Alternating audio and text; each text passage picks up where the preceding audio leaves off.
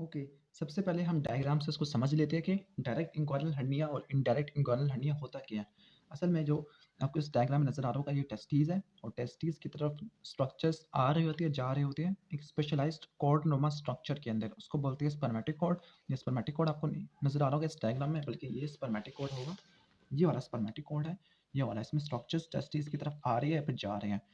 तो ये जो स्पर्मेटिक कॉर्ड होता है ये इंग्वानल किनाल से पास करता होता है। इस इंग्वानल किनाल की दो ओपनिंग होती है, डीप इंग्वानल रिंग और सुपरफिशियल इंग्वानल रिंग। डीप इंग्वानल रिंग असल में इस किनाल का क्या होता है, एंट्रेंस होता है, और सुपरफिशियल इंग्वानल रिंग इस किनाल का एग्जिट पॉइंट होता है। और बेसिकली यहाँ पर जो स्पर्मेटिक कॉर्ड जा रहा होता है इसके अंदर एक पार्ट होता है, उसका नाम है प्रोसेसस वेजाइनालिस। उसके कुछ रेमिनेंट होते हैं। नॉर्मली प्रोसेसस वेजाइनालिस डीजनरेट हो जाती है, उसका कोई पार्ट भी नहीं बचता, लेकिन अगर प्रोसेसस वेजाइनालिस अगर पेटेंट रहे तो ये प्रोसेसस वेजाइनालिस असल में क्या करेगी, ये ऊपर पेरिटोनियल कैविटी को, ये टेस्टिस के अंदर एक स्पेशलाइज्ड कैविटी होती है, उसको बोलते हैं ट्यूनिका वेजाइनालिस। टेस्टिस को जो सराउंड करते हैं ट्यूनिका वेजाइनालिस, कैविटी ऑफ ट्यूनिका वेजाइनालिस, वो उसको इससे कंटिन्यूएशन करा देगी, यानी पेरिटोनियल कैविटी को ऊपर वाले पेरिटोनियल कैविटी को नीचे वाली ट्यूनिका वेजाइनालिस की कैविटी से जोड़ देगी। तो फिर ये जब भी होगा जब प्रोसेसस वेजाइनालिस पूरी तरह डिजेनरेट ना कर सका और वो परसिस्टेंट रहा। तो जो इनडायरेक्ट इंग्वानल हर्निया है इसमें ये होगा कि जो प्रोसेसस वेजाइनालिस होगा ये परसिस्टेंट रहेगा, और इसकी वजह से जो जो हर्निएटेड सैक होगा वो असल में ऊपर पेरिटोनियल सैक से होता हुआ फाइनली टेस्टिस के ट्यूनिका वेजाइनालिस तक एक्सटेंड करेगा। फाइनली ये मेल में स्क्रोटम और फीमेल में लेबियम मेजस वहाँ तक एक्सटेंड करेगा। लेकिन रिलेटिवली ये जो हर्निया होता है ये मेल्स में ज़्यादा कॉमन होता है, क्योंकि इंग्वानल कैनाल इसमें रिलेटिवली ज़्यादा बड़ी होती है। तो इनडायरेक्ट इंग्वानल हर्निया, तो इसका मेन जो काज होगा वो होगा पेटेंट प्रोसेसस वेजाइनालिस। जो डायरेक्ट इंग्वानल हर्निया है उसका जो काज ये नहीं होगा, बल्कि उसका काज कुछ और होगा। इंग्वाइनल रीजन पढ़ते हुए एक ट्राइंगल बनता है, एक स्पेशलाइज्ड ट्राइंगल। उस ट्राइंगल को बोलते हैं मीडियल इंग्वाइनल ट्राइंगल या फिर ट्राइंगल ऑफ हैसेलबैक। इस ट्राइंगल की बाउंड्रीज कुछ इस तरह से हैं। ये ट्राइंगल है, तो इस ट्राइंगल की बाउंड्री देखें तो मीडियली बनता है lateral border of rectus abdominis, laterally by inferior epigastric vessels, और जो उसके इंफीरियरली इंग्वाइनल लिगामेंट, और रिलेटिवली ये एंटीरियर एब्डोमिनल वॉल का काफी वीक एरिया है। इस वीक एरिया में जो कंटेंट अगर हर्निएट कर जाए तो फिर उस टाइप के हर्निया को बोलते हैं हम डायरेक्ट इंग्वानल हर्निया। तो जो डायरेक्ट इंग्वानल हर्निया इसका मेन कॉज क्या होगा कि जो इंग्वानल किनाल की पोस्टीरियर वॉल जो असल में इसी ट्रायंगल की वजह से बनती है, तो वो काफ़ी ज़्यादा वीक होंगी, जिसकी वजह से जो कंटेंट थे एब्डोमिनल कैविटी के वो हर्निएट करके इसी वीकेंड स्पेस की वजह से। तो इस हर्निया को बोलते हैं डायरेक्ट इंग्वानल हर्निया। तो स्टार्ट करते हैं, और यहाँ से इस डायग्राम में देखिएगा कि जो डायरेक्ट इंग्वानल हर्निया ये इंग्वानल किनाल में आ सकता है, लेकिन इंग्वानल किनाल में आ सकता है लेकिन डीप इंग्वानल रिंग से पास किए बगैर ही, यानी ये दरमियान में टप्पा मार के आ गया। तो ये इंग्वानल किनाल की में इंग्वानल किनाल में पूरी तरह नहीं होगा, बल्कि इसके मीडियल वन थर्ड में होगा या ज़्यादा लैटरल वन थर्ड में होगा। ये पूरी इंग्वानल किनाल के अंदर पास नहीं करेगा। तो ये था डायरेक्ट और इनडायरेक्ट इंग्वानल हर्निया। डायग्राम से हमने समझ लिया, अब इसके हम फ्लो चार्ट बनाते हैं। Okay,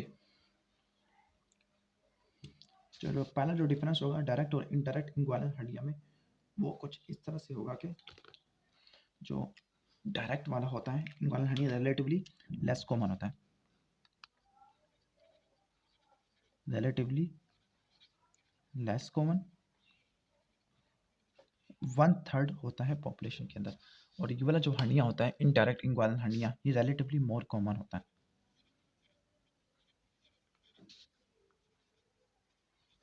more common, to third. अगला जो पॉइंट बनता है वो ये है कि इनका अंडरलाइन कॉज क्या है। जो डायरेक्ट है इसका यही कॉज होगा कि जो इंग्वानल ट्रायंगल के एरिया में जो एंटीरियर एब्डोमिनल वॉल है उसकी वीकनेस हो गया। तो यहाँ पे लिख देते हैं हम weakness of anterior abdominal wall in the region of inguinal triangle, region of inguinal triangle. इसकी भी मजीद तीन वजूहात हो सकती है। पहली ये कि जो सुपरफिशियल इंग्वानल रिंग है वो डिस्टेंडेड है,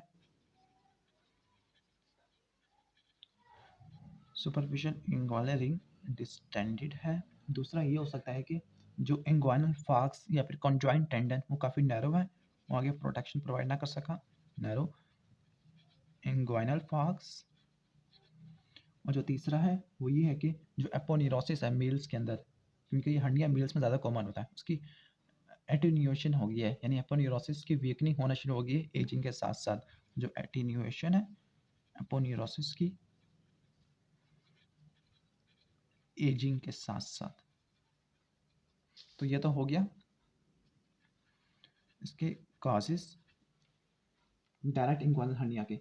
जो इनडायरेक्ट इंग्वानल हर्निया है इसका जो मेजर काज आपको बता दिया गया कि जो प्रोसेसस वेजाइनालिस होती है उसकी पेटेंसी होना। तो patency of processus vaginalis. Next difference हम निकाल लेते हैं। नेक्स्ट डिफरेंस ये होगा कि जो नेक होगी इस हर्निया की काफ़ी ज़्यादा, जो नेक होगी हर्निएटेड सैक की वो काफ़ी ज़्यादा वाइड होगी। जो नेक ऑफ सैक वाइड है, यहाँ पे जो नेक है हर्निएटेड सैक की वो काफ़ी ज़्यादा नैरो होती है। अगला जो बॉडी होगी सैक की वो इंफीरियर एपिगैस्ट्रिक वेसल से मीडियल होगी। इसके बॉडी होगी of inferior body of sac वो मीडियल होगी इंफीरियर एपिगैस्ट्रिक वेसल से।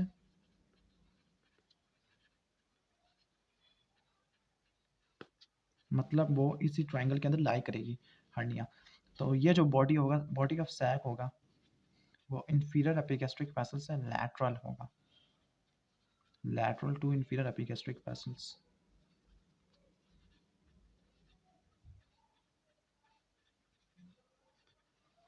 लैटरल होगा इंफीरियर एपिगैस्ट्रिक वेसल से।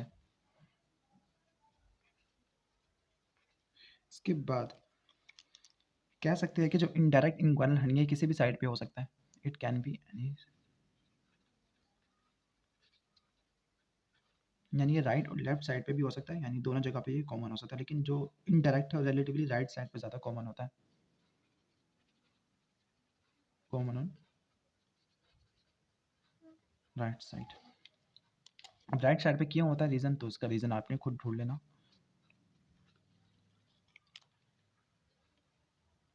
नेक्स्ट जो हर्निएटेड सैक होगा इसका बेसिक कोर्स क्या होगा, तो हर्निएटेड सैक का कोर्स, जो हर्निएटेड सैक होगा passes through,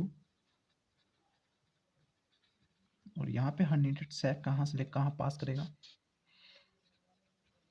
herniated sac pass through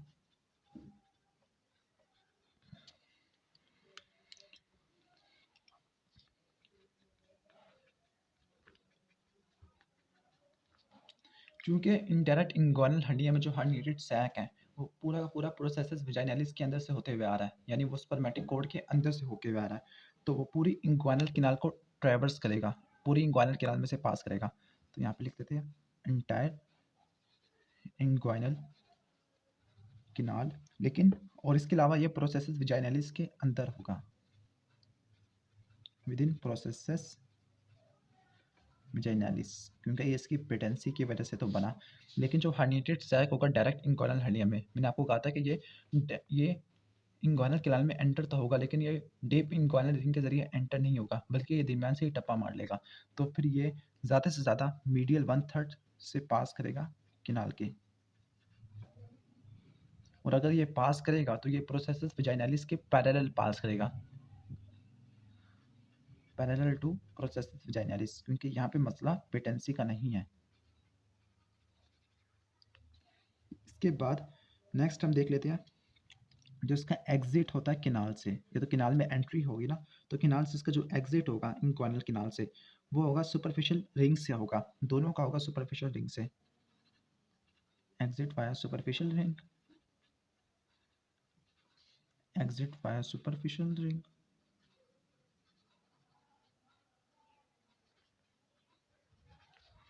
लेकिन इस तरह से होगा कि जो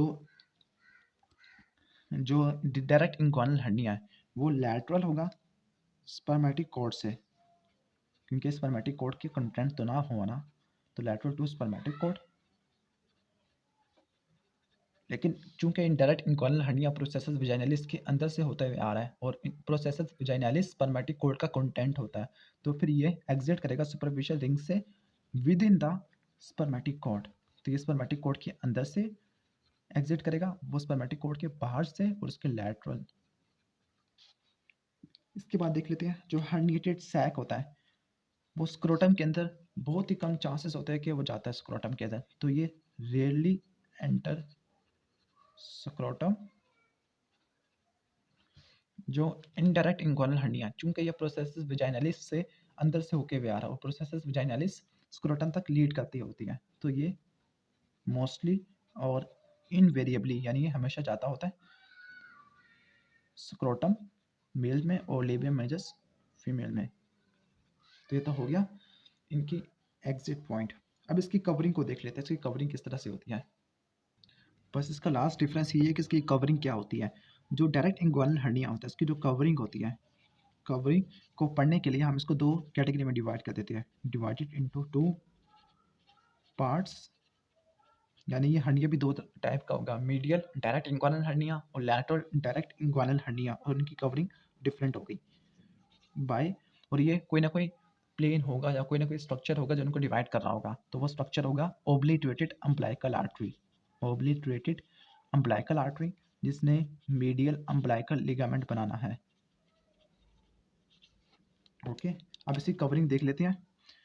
जो ओब्लिटरेटेड अम्बिलिकल आर्टरी के लैटरल होगा उसको बोलेंगे लैटरल डायरेक्ट हर्निया, जो उसके मीडियल होगा उसको बोलेंगे मीडियल डायरेक्ट हर्निया।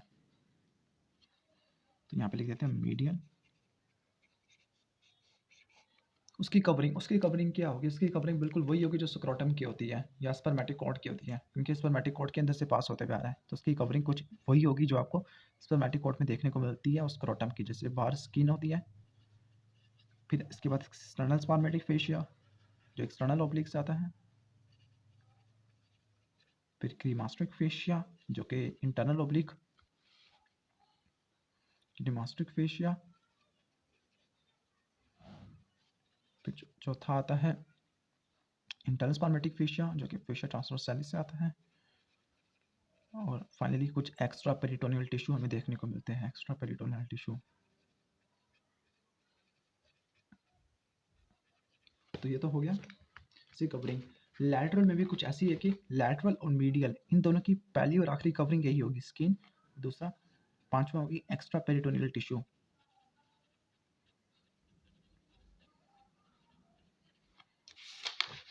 स्किन होगी और एक्स्ट्रा पेरिटोनियल टिश्यू होगा, यहाँ पे भी आपको स्किन देखने को मिलती है और extra peritoneal tissue, extra peritoneal tissue.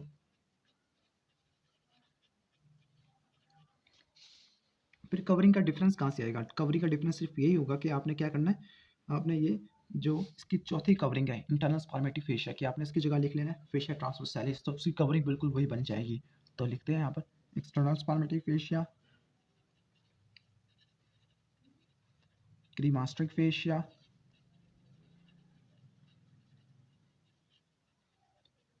और चूंकि ये इंक्वायरल किनाल के अंदर से पास नहीं करता जिसकी वजह से इंटरनल स्पर्मेटिक फेशिया की जगह आ जाएगा यहाँ पर फेशिया ट्रांसवर्सैलिस, क्योंकि फेशिया ट्रांसवर्सैलिस नहीं इंटरनल स्पर्मेटिक फेशिया बनाना होता है, तो फेशिया ट्रांसवर्सैलिस लिख देते हैं हम यहाँ पर। इसकी कवरिंग भी कुछ इस तरह से होगी, एक्सटर्नल स्पर्मेटिक फेशिया,